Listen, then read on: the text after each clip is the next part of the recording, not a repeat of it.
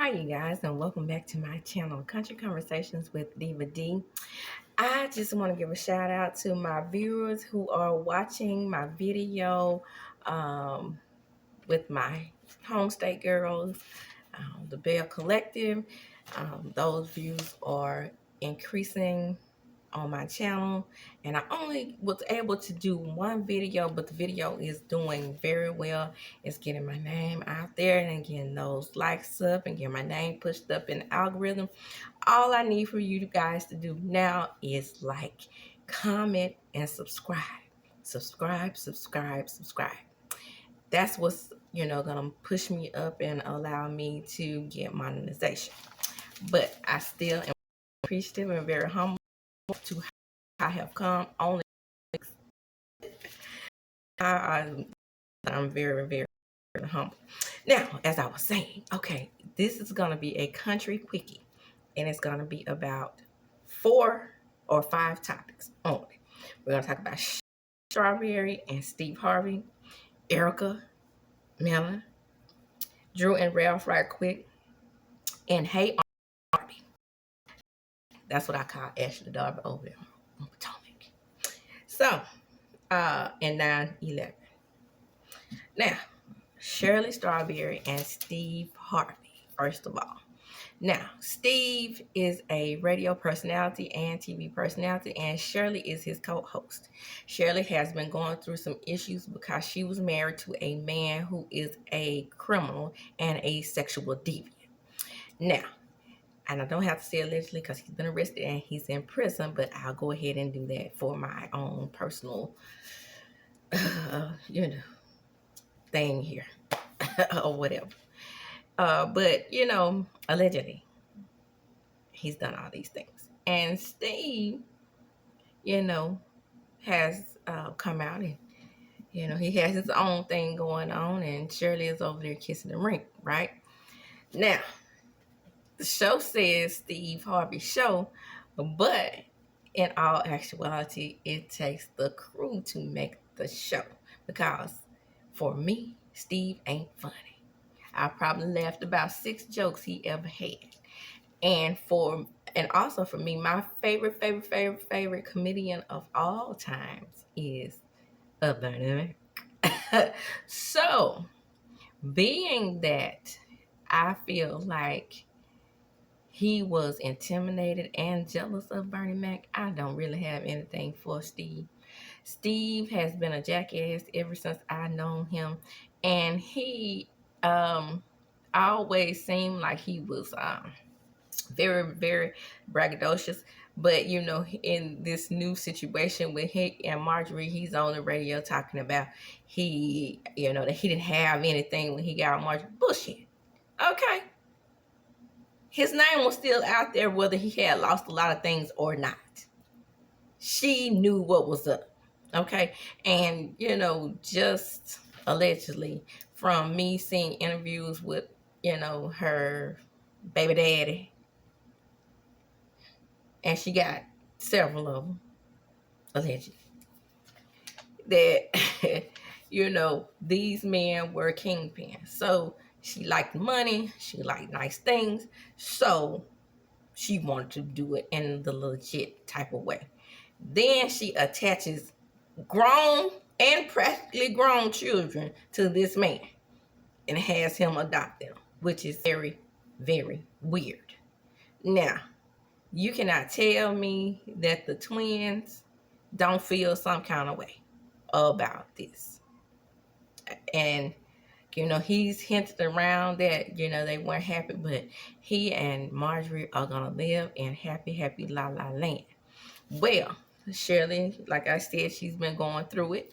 All of her business is coming out. All of these things about him and his sexual deviancy and his ability to fraud people is coming out. And the reason why I say that I don't think she was like totally oblivious to everything he was doing, I will never believe that, because it's sort of like one of those fraudulent and Apollo things.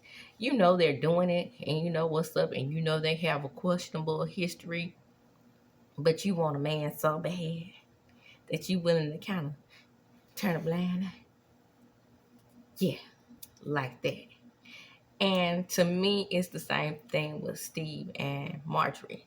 I think he's enamored with her beauty and how, she moves in certain circles. But Shirley picked up on that and she voiced her opinion about it. How he's different when he's around her, perhaps, and how, they're not, she's not really friendly to his friends. Well, anybody that's making money off him besides her, she probably got a problem with, allegedly. Okay. Now, I don't really watch the Steve Harvey show that often. They kind of hype this up, and to me, it was sort of a letdown because they had been talking about it. I just get in my car and is able to hear it, while I'm driving my kids to school, and sometimes I'll catch it and I hear on there, and he's talking about different topics, and the topic that really caught my attention, and that's been a little over maybe 2 years ago, is when Martell was on there doing his strawberry letter. He became his own strawberry letter. And what really caught my attention was when he said that he had the #1 show on and Tommy, wait a minute, and corrected him, right? And well, I mean, they're in different lanes, and I think that Love and Marriage Huntsville is the #1 show on. So yeah, he might have a little of his uncle in him, because I don't see a humble bone in judgmental Steve's body. Okay, he did that movie and the book, Act Like a Woman and Think Like a Man, I think. And my thing was, where is the accountability for men in this book? I read about 3 pages and I was done so, because you can't tell me, like he's saying, my opinion, that he and Marjorie were the little do-gooder, goody-two-shoe couple that he's trying to make them out to be. I do believe that they had an affair. And I do believe that he was good into his marriage with Mary, and a lot of 96%, in my opinion, of what Mary says about him is true. I believe her, right? And she became a little braggadocious while she was with him. She picked up on some of his behavior, because I will never forget. It was an award show. I don't remember the name of the award show. And she talks about how he wanted to fill up his money clip, and he did. So that stuck in my mind, how, she was praising him on that show. So it seems like he likes to get with women that big up him. Okay. And of course, he was in Bernie's shadow, because Bernie is in a stratosphere of his own. Bernie was a man. I cried when Bernie Mac died, because he was my absolute all-time favorite, and nobody can take that away from him. He was he had a different style, and he come out, he had swag as well. It wasn't Steve in the suits that, Bernie Mac, he would be on Def Comedy Jams. He come out in those old 1990s Stonewashed jeans. He still has swag. Shirt always stuffed in. You know what I'm saying? From Chicago, but still looking like a G, but a gentleman at the same time. And Steve didn't have that. He was wearing the messy long coats and all that type of stuff. And Cedric the Entertainer and Bernie were, they're the ones to me who started putting swag in comedy. I never forget the first joke that I heard Bernie Mac say. He said, he tell his wife, slide your penis to the side. And she didn't want to do it, and then she'll roll over and she turned them back to him. And so when he finally in there, stirring it like coffee, stirring it like motherfucking coffee. Ciao, please. See, bye. Anyway, Sheryl Strawberry was involved with this man, and listening to Steve, she says that Steve didn't introduce them, and she dispelled that myth as well. So she was really, big up in him, and he don't need it. Cheryl, you can just go on and sit down, because I really believe, like I said, I really believe, in my opinion, that you knew what was up with him. And now that he's in prison, you can't blame bloggers for jumping on the story. No different than you all jump on stories and talk about hot topics as well. It's nobody on the radio that does not talk about hot topics. As a matter of fact, as I was in my car coming home this morning, I heard Charlamagne God talking about y'all too. So you gonna drag bloggers and talk about how bloggers get their money?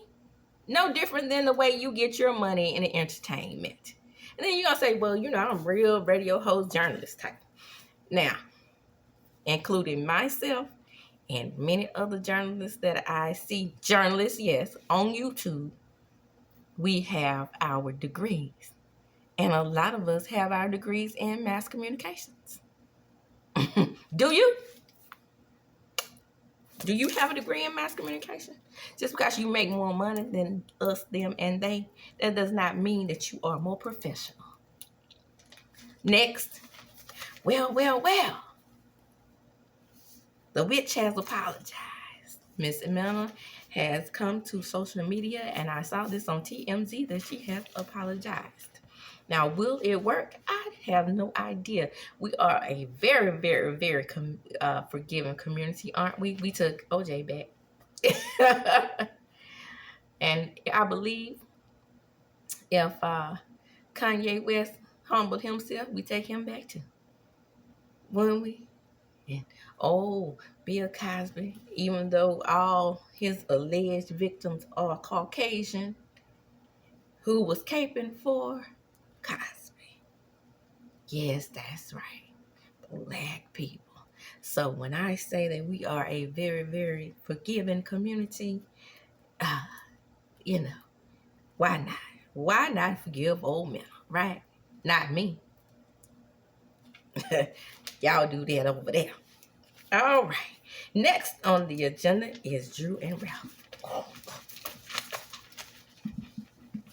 Drew and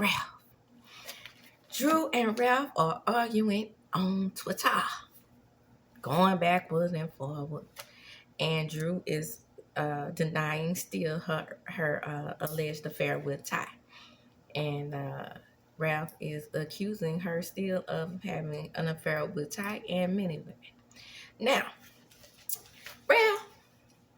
Ralphie, do you know she had many affairs with women? Because if y'all were doing the 3 ways, that don't count. If you were involved, if you even took your eye and watched, that don't count. You on a reunion talking about her coming to your party, and that the assistant is the one who told you about them. If you already knew, Ralphie, why did you accept Ty coming to your party if you really took issue and thought that your wife was sleeping with Ty? But now it's a problem. Is it because your friend, cousin, / lover, Courtney has gotten into your ear? Now, Drew and Ralph, wow, Drew, I don't think you're 100% innocent, and you are indeed a liar. I do not believe that you are in the wrong in this particular instance, because I 100% believe that Ralph is, in my opinion, a hoe ass, egg-headed ass, jackass, ignorant ass motherfucker. Right? I can't stand Ralph. From day one, I heard this eye right here on him. And he seemed to be another hotel. And as I said in my previous video, he is the type of man that will destroy you. Don't let him do that to you, Drew. You see how Melanie rolls out the ashes, right? You still have your career. Don't let him pass you the pass, which is also getting good reviews. Good views on my YouTube channel, Country Conversations with DIVADEE. Yes, yes, yes. It's moving up there. Thank you, people who watching my review of that movie. But every time I see Ralph and Drew go backwards and forwards on the Twitter/X, I'm like, dang, Drew, you are living that movie. Todd, I know the front part of the movie seemed like them talking about Mama Joyce, but was Ralph telling you stuff? Because, like I said about Ty, if you had a problem with Ty, then you should have told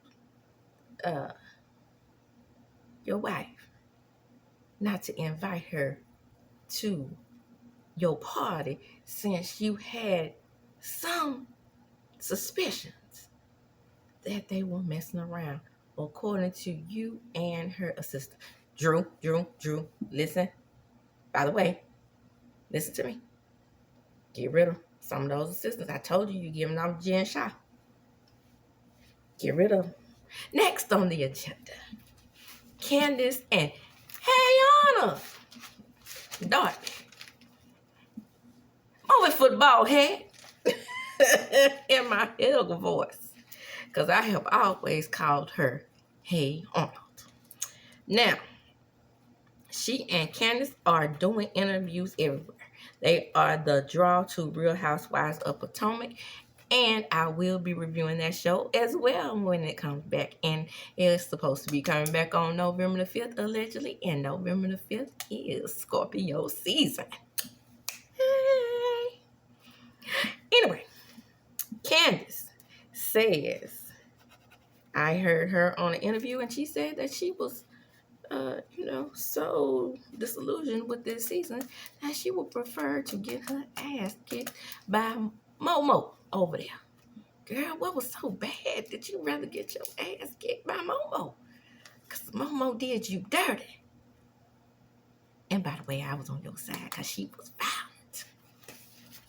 And then, Hey Arnold Darby, she gets in a interview, head, shoulders, knees, and toes, and says the same thing.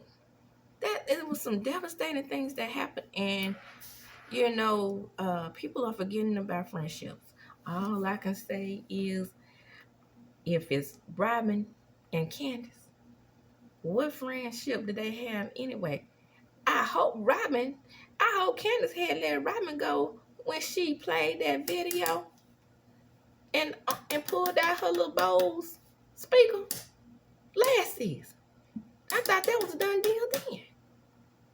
And Wendy, I hope you had circled the block and got back cool with Giselle, and that made Candace feel some kind of way.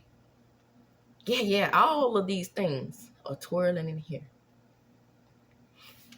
So we know it's not Ashley and Giselle because they did that horrible clothing line where the brawl broke out. So we can, use the method of process of elimination. So let's just hope that that's not what it is. And maybe it might have been a rift between old Giselle and Robin. Wouldn't that be nice? But then I saw some clips of this young lady who I don't have any idea who she is, but she didn't do nothing but tell the truth. She said people are calling old Giselle the force multiplier, but she has absolutely nothing going on, and she is a boring woman, which is true. Don't you remember how every time, even on the Ultimate Girls Trip, when they would go out and if Giselle was ready to go to bed, that's what she would do? Don't you remember she missed that? Don't you remember she missed out on whatever they were doing in Miami because she went to bed? boring. Go like she went upstairs and went to bed when Wendy and Robin had their little disagreement. No. Yeah, Wendy ate both of them up at the same time, so that wasn't the case. But she has been gone a lot. Now, if the viewers see my video, can y'all tell me, what does Giselle do? You know, people talk about Candy, but Candy got it going on. Giselle had that every hue flop, right? Then she dressed badly. Then she got bad taste. And then she's able to get away with spreading these rumors about people's husbands. Just throw the whole Giselle away. Now, again, I am a loyal viewer of the show. When I say throw the whole Giselle away, I just want her to get her some comeuppance. I don't like Giselle. But I really think, even without her doing anything and being the most overrated housewife, I still think I would miss her. Just because I'm used to her. But for no other reason than that. And I like her kids. Next, 9/11. Oh, and remember 9/11. I remember exactly what I was doing. Here I go with one of those other careers that I was talking about. I was working on my master's, and I was also working at Bell South Mobility as a customer service assistant manager. When I tell you that day did something to me and will forever do something to me, everything changed. We got into, in my opinion, unnecessary wars and just so many things. A war that my children's dad actually fought in. So, shout out to, my children's father, who was a veteran. And they sacrificed so much after that day. My little baby is just learning about it. She, of course, was nowhere near in the world, but I remember exactly what I was doing. I was on a phone call, and one of the customers was screaming in the phone, and she was saying that the towers had been hit, and it was something, right? I started getting emails, and even back then in 2001, we were on the dial-up system, but we was headed in the direction of wireless, but it wasn't just quite there just yet. But, we were having some great advancements in communications, which, like I said, I am a part of. So it was something else. It was a sight to behold. And from that day forward, when that day came around, I just always felt some kind of way.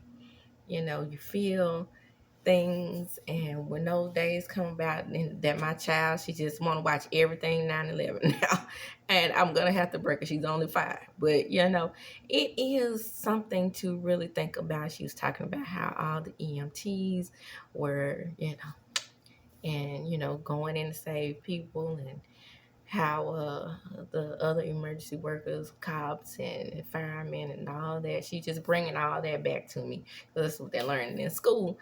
And I just, like I said, I just remember that day so vividly. I was on a call typing, and like I said, the customer was screaming in my ear that the towers had been hit. And next thing I know, this was when the first tower had hit, and then they talked about the Pentagon, and then all of a sudden the second tower got hit.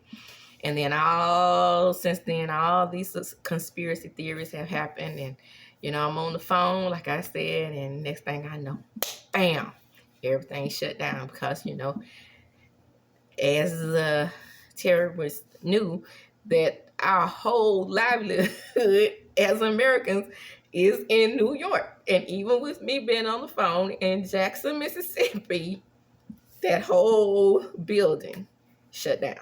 And yes, that's exactly what happened. Our communication systems were down 4 days. So that's why I definitely remember that like it was yesterday. I mean, they had given us telecommunications cards where we would get money placed on them. and those cars could not, they couldn't even work. That's how important our information systems were, from the Pentagon towers, New York City. Yeah, I'm really actually surprised that we were able to see in the media, because like I said, just about never been in New York.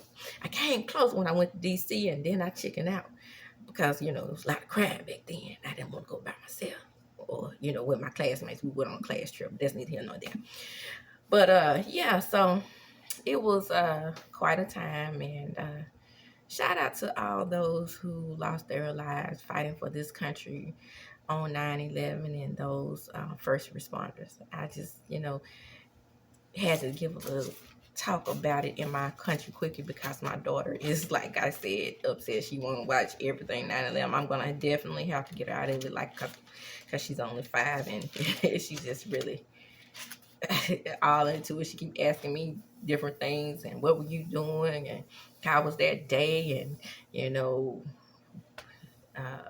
why did they do that to our country, and it's only so much I can answer in her young mind, in her young impressionable mind, to keep her sane, so she won't be thinking about it just all the time. But those were my country conversations for today, and my country quickie.